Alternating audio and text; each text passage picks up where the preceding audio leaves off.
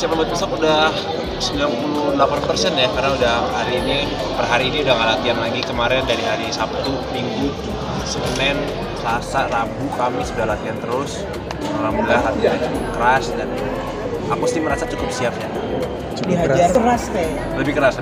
Makanya itu dia udah dihajar ban, dihajar pentungan rotan, terus dipukul bola.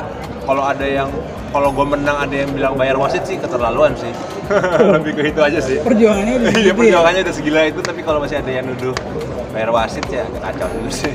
Cuman ya namanya juga dikhawatirkan paling satu kekhawatiranku cuma jam tandingnya aja sih, karena kebetulan dapat tanding itu jam setengah 12 malam, yang kebetulan aku tuh udah terbiasa tidur jam 10, jam 11, bangun jam 7 pagi.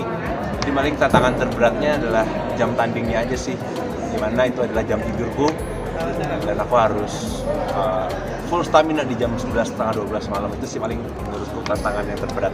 Ya berharap besok bisa tidur siang aja. Semoga bisa, kalau nggak bisa ya nggak tahu lah. Semoga aja. Pakai headguard lagi nanti tanding mungkin seperti apa? Kebetulan yang sekarang pakai lagi, cuman agak berbeda dari yang tahun sebelumnya lawan Nicole. Kalau yang sebelumnya ada ngalangin pipi ya, nutupin pipi. Kalau sekarang full bener-bener mukanya tuh kebuka secara lebar ya, jadi memang nggak ada penghalang pipi lagi, cuman ada penghalang helm aja nggak ada penghalang muka. Jadi lebih berat dan lebih menarik sih. Menariknya kenapa? Menariknya karena kan kemarin banyak yang bilang katanya kalau nggak pakai headguard L udah KO ya. Jadi menariknya ya ini ajang pembuktian juga sih, kalau pakai headguard yang lebih terbuka sama aja kok hasilnya. Insya Allah. Berapa persen? Berapa ya?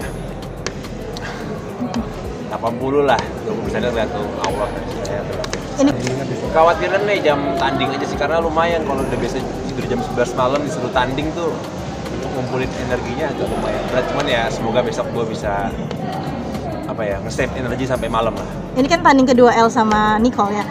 Dari yang pertama terus sekarang menuju kedua, apa sih yang dipelajarin dari yang sebelumnya El? Ya, tentunya mempelajari kelemahan-kelemahan ya, kayak kemarin powernya belum ada, mungkin sekarang banyak nambahin power. Gue juga lihat Nicole latihannya banyak improve juga ya, maksudnya ini pertandingan yang kedua antara gue lawan Jeffrey Nicole tentunya akan menarik banget, karena gue tentunya nggak mau kalah, Nicole juga nggak mau kalah, dan dengan kita udah tahu kelemahan kita di pertandingan yang pertama, tentunya kita punya data fight kelemahan kita di mana, kelebihan kita apa, kita bisa improve. Kalau yang pertandingan pertama kan gue nggak tahu nih Nicole kelebihannya apa, kekurangannya apa. Kalau sekarang Nicole tahu kelebihan gue apa, kekurangan gue apa, gue tahu Nicole kelebihannya apa, kekurangannya apa, dan gue udah lihat Nicole fight sama Bang Densu, Nicole pun juga udah lihat gue fight sama Bang Densu. Jadi setiap gue sama Nicole-nya udah lebih punya data lawannya lebih akurat lah, jadi udah bisa mempersiapkan lebih matang lagi sih pertandingan itu.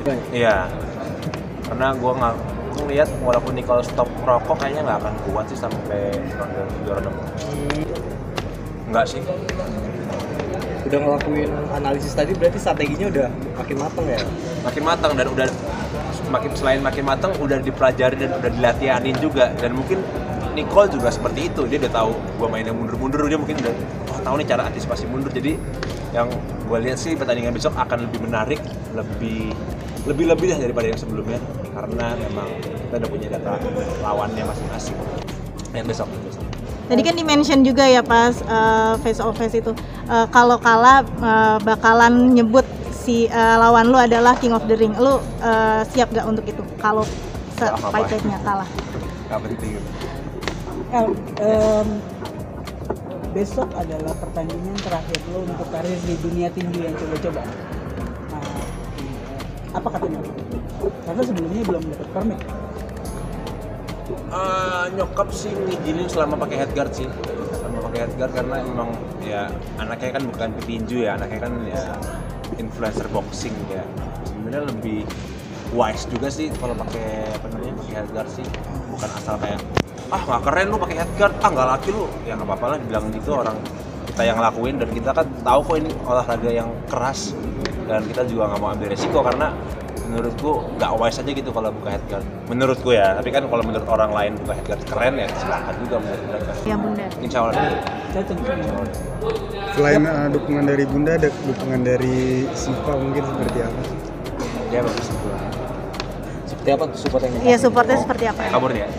Ya, Tapi keluarga akan datang nggak? ada Akan rasa datang nggak bisa? kekhawatiran nggak sih? Secara tinju kan lumayan ya olahraganya dibanding Ya sepak keluarga bola sih secara khawatirnya pasangan. masalah head guard aja sih, karena kita punya, ya maksudnya di keluarga kita banyak yang penyakitnya tuh, misalkan tinju sekarang penyakitnya nanti 10 tahun lagi tiba-tiba stroke lah, tiba-tiba Parkinson lah, itu yang ditakutin keluarga sih paling itu aja. Makanya concern keluarga adalah pengennya sih pakai head guard mereka, karena ya namanya juga anak yang bukan petinju kan, namanya juga petinju kita kan cuman influencer boxing, tadi kita bukan petinju pro, jadi memang kalau menurutku sih wise-nya ya pakai head guard.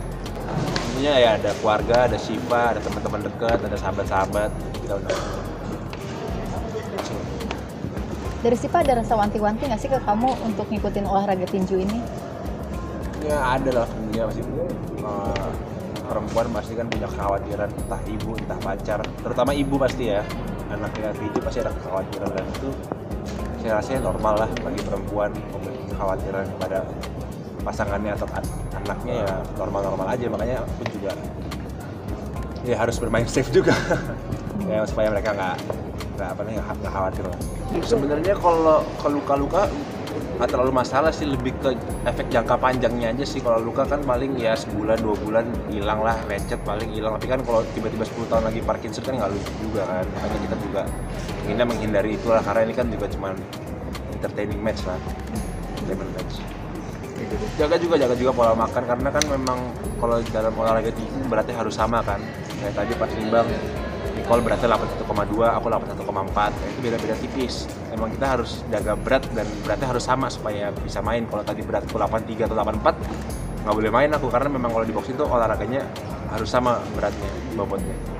Nah, kalau untuk makan kayak Nggak apa. Oke. Jelang duel panas melawan Jeffrey Nicole, El Rumi bikin publik penasaran. Bukan soal teknik atau strategi, tapi pilihan tak biasanya di ring. El Rumi tetap memutuskan memakai headguard, sambil mengungkap alasan mengejutkan yang ternyata berkaitan dengan riwayat penyakit keluarganya. Apa yang sebenarnya terjadi di balik keputusan ini? Jelang pertandingan tinju selebriti melawan Jeffrey Nicole, El Rumi memastikan pertandingan itu masih akan memakai headguard. Namun kali ini, pelindung kepala yang digunakan berbeda dari sebelumnya, dan sedikit lebih terbuka. Kebetulan pakai lagi, cuma beda sama waktu itu. Dulu kan bisa menutupi, sekarang full mukanya kebuka lebar, jadi lebih menarik. Beber El Rumi di kawasan Senayan, Jakarta Pusat, Jumat tanggal 8 Agustus tahun 2025. Kan dulu sempat dibilang, kalau nggak pakai headguard El udah kok. Nah, ini bisa jadi pembuktian. Meski headguardnya terbuka hasilnya tetap sama aja, ujar El. Meski menyebut laga ini sebagai ajang hiburan, El mengakui ada alasan serius di balik keputusannya tetap memakai pelindung kepala. Keluarga sih khawatirnya soal headguard aja, karena di keluarga kami ada riwayat penyakit yang muncul 10 tahun kemudian, seperti stroke atau Parkinson. Itu yang ditakutkan, ungkapnya. Ketika ditanya apakah ia ingin menjaga wajahnya sebagai aset, El menegaskan fokusnya justru pada efek jangka panjang. Kalau luka-luka sih nggak terlalu masalah, sebulan 2 bulan juga hilang. Lecet ya hilang, bebernya. Tapi kalau 10 tahun lagi Parkinson, kan nggak lucu. Aku menghindari itu karena ini cuma entertaining match, kata El Rumi. Publik pun langsung ramai membicarakan keputusan El Rumi ini. Banyak yang mendukung langkahnya demi menjaga keselamatan, tapi ada juga yang mempertanyakan soal sportivitas di ring. Keputusan El Rumi untuk tetap memakai headguard jelang melawan Jeffrey Nicole membuktikan bahwa keselamatan tetap menjadi prioritas, meski di tengah sorotan publik dan gengsi pertandingan. Dengan menyinggung riwayat penyakit keluarganya, El Rumi sekaligus mengirim pesan bahwa menjaga kesehatan bukanlah tanda kelemahan, melainkan bentuk tanggung jawab pada diri sendiri dan orang-orang terdekat. Bagaimana menurut kalian? Apakah keputusan El Rumi ini patut diapresiasi, atau justru mengurangi ketegangan pertandingan?